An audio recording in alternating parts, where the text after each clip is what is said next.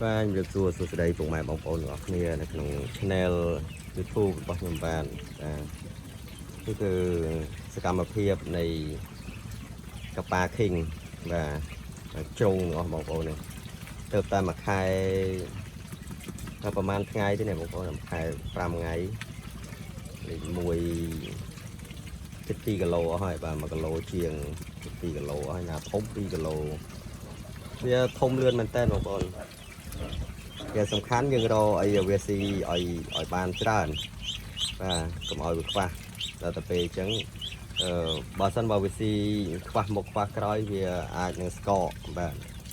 អញ្ចឹងហើយយើងរបៀបឲ្យវាស៊ីបើឲ្យវាស៊ីឧទាហរណ៍ថាមួយថ្ងៃហ្នឹងកន្លះតោឬក៏កន្លះធុងវីត្រូណាដែលយើងហៅថាធុងវីត្រូហ្នឹងដល់តែបើកន្លះធុងវីត្រូគឺកន្លះធុងវីត្រូរាល់ថ្ងៃបាទប៉ុន្តែហ្នឹងវានៅតែប៉ុណ្្នឹងឯណាបាទបើសិនបើវាធំជាងហ្នឹងយើងអាចកំណត់ទៅលើហ្នឹងបាទហើយសារអីវាកាន់តែធំវាស៊ីកាន់តែច្រើនហ្នឹងហើយបើយើងមួយថ្ងៃយើងឲ្យស៊ីកន្លះដល់ពេលស្អែកឡើងឲ្យតិចជាងកន្លះស្អែកខាន់ស្អែកឡើងកន្លះវិញអាហ្នឹងអត់ទេបាទវាអាចនឹងស្កកវាអត់ធំវាចង់មានន័យថាវាអកសើណាវាយើងនិយាយថាវាអកសើវាស៊ីអត់គ្រប់គ្រាន់ថ្ងៃណាគ្រប់គ្រាន់ថ្ងៃណាអត់គ្រប់គ្រាន់ហើយអញ្ចឹងហើយវាធ្វើឲ្យផ្ទះវារីករួមអញ្ចឹងវាអត់ខាត់ធំទេបាទនេះគឺខ្ញុំចំតែរយៈពេលតែមួយខែ5ថ្ងៃទេគឺបានខ្លះឈានដល់2 គីឡូហើយខ្លះទៀតក៏1 គីឡូជាង1 គីឡូបាទ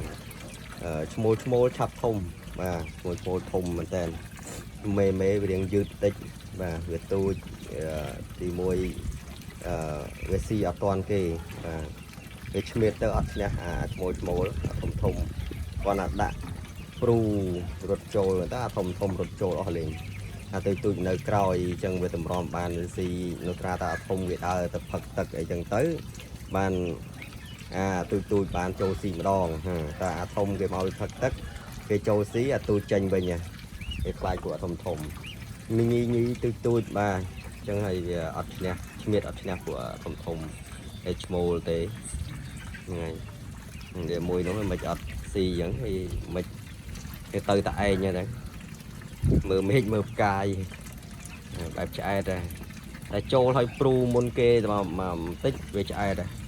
បាទឆ្អែតបលែងចង់ដើរជំរឿនមិនដឹង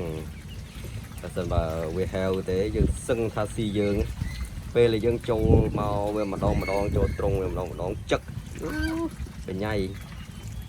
នឹងពេលគេហៅប៉ុន្តែបើឆ្អែតទេយើងដើរចូលក៏វាមិនមកអើពើជាមួយយើងដែរហ្នឹងហើយបាទនៅពេលថ្ងៃខ្ញុំដាក់ទឹកក៏មិនសូវច្រើនដែរដាក់តែមួយកូនកន្លះក្ដុងប៉ុណ្ណោះទេហើយទឹកផឹកវាប៉ុណ្ណឹងទៅទឹកផឹកយើងកុំឲ្យដាច់បងប្អូនពេលអស់យើងថែមនឹងទៅព្រោះទាអស់នេះវាត្រូវការផឹកទឹកបាទវាមិនសូវការលេងទឹកទេប៉ុន្តែវាត្រូវការផឹកទឹកបើសិនបើយើងអត់ទឹកឲ្យវាផឹកវាអាចនឹងស្គមអីចឹងទៅបាទចិត្តទឹកវាអត់គ្រប់គ្រាន់ប៉ុន្តែបើលេងទឹកវាមិនទៅចូលចិត្តលេងទឹកទេពោះទាកប៉ានេះ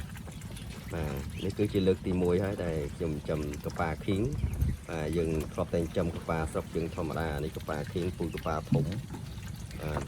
1 3 ទៅ4 គីឡូឈានដល់4 គីឡូជាង75 គីឡូអីក៏មានដែរបាទមេឈ្មោលធំបាទហ្នឹងហើយអរគុណច្រើនបងប្អូនដែលទស្សនា